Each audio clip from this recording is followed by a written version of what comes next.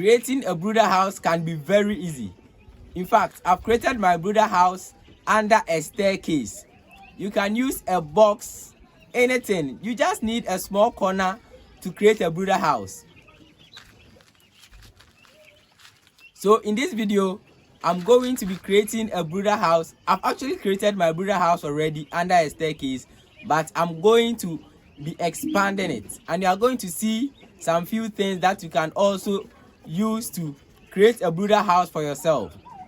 And if you want to be seeing important techie tips and updates like this, then please subscribe to the channel and hit the notification button so you don't miss out on any other video.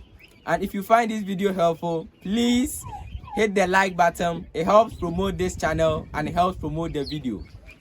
My name is Henry Osubuache and welcome to Hobbs Ranch. So the basic idea in creating a brooder house is to create a small space called an enclosure where the air inside can be retained. That's the most important thing. The most important thing is that the air inside the chamber or the brooder house needs to be retained so that you can control the temperature inside. It's important that you're able to get warmth or heat inside the brooder house. So if you observe my own, it is under a staircase, and I've used polythene, black polythene, to cover certain parts of it so that I can retain or maintain the air that is inside, the heat that is inside. But that doesn't mean you should cover all the places. Whilst you observe, you can see that I have certain parts that are not enclosed. The entrance to the brooder house is left open. That is for ventilation, for the air, good air, to move inside, and the bad air that is inside the brooder house to also move out. So just because you are creating a brooder house and every part has to be, and the heat inside needs to be maintained, doesn't mean that you should cover all the place without any part left for air to come in and go out. When you do that, when you close all the place, that can actually result in your birds suffocating or dying from bad air or bad odor. It's important to leave a certain portion so that the air can come out and so that fresh air can come inside the brooder house, and then the bad air would also go out. So all I'm doing right now is I'm just trying to expand the space inside the brooder house, but still notice that I'm using the polythene to cover all the excess parts so that the air inside there would be maintained as much as possible. So any excess part, I'm using black polythene to cover it. Okay, so this is a thermostat. It regulates the heat in the brooder house.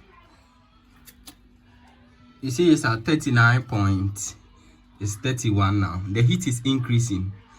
That's why this light is on. The heat is increasing because I just finished working inside. The heat has dropped. You see it was off, but now I turned it on, so it's warming the place. So this is the connection and how everything looks like. So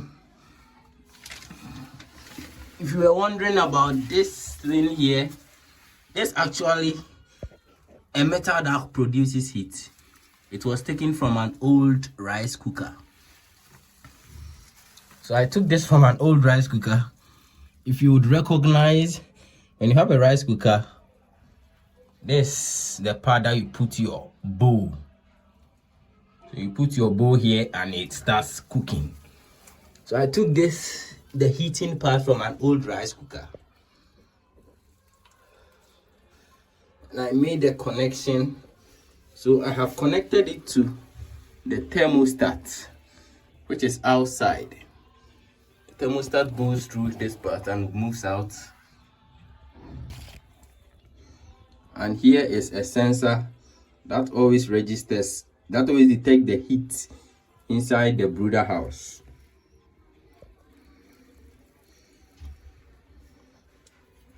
So there's one connection. This is where I connect it to the sockets.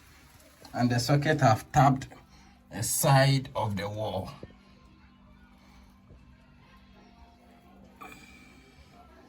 That's basically it, guys. So if you are wondering about this, then that's what it is. It generates heat in the brooder house. It's totally fine if you don't have some. You can also use this type of bulb. This bulb also gives heat. The reason why I have the two is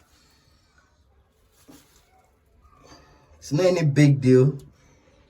Why not? It's not any big deal. If you can get just this, that's okay. Because I did electricals, I like to experiment, and I like to use what I have. So I took it and added it as a heating source anyway. I could do it, so why not? Why not just add it anyway? So that was why I added it. But if you don't have it, that's fine. That's totally fine if you don't have it.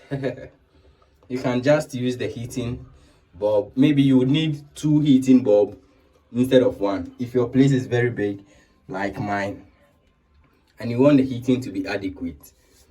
You need maybe 2 heating bulbs so that the heat generated inside the brooder house will be enough for your turkey chicks. It's time to give them their food. I'm setting everything up before I bring them back in. So I'll put one feed here.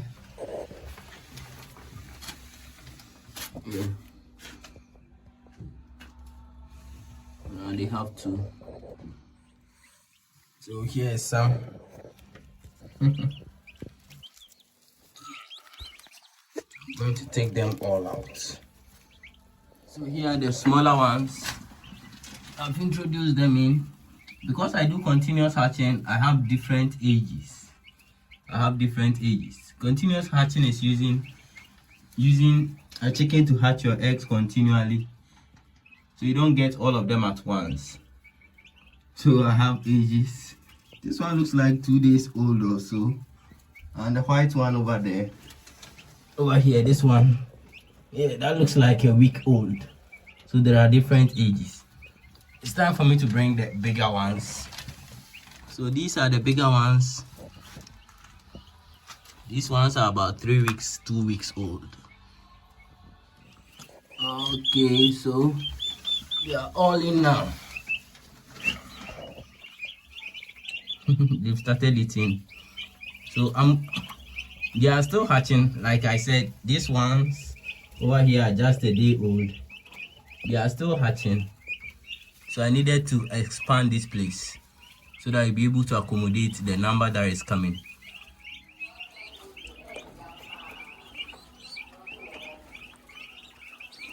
If you want to know some cool tricks on raising turkey chicks, you can check our video on simple tricks we use in raising turkey chicks. It's actually in the description.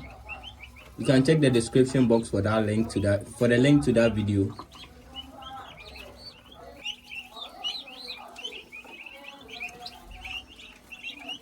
That's it, guys. Creating a brooder house can be very easy. All the best in creating your own brooder house, and we wish you all the best in your turkey farming. Please don't forget to like this video and subscribe to the channel if you haven't yet. Bye.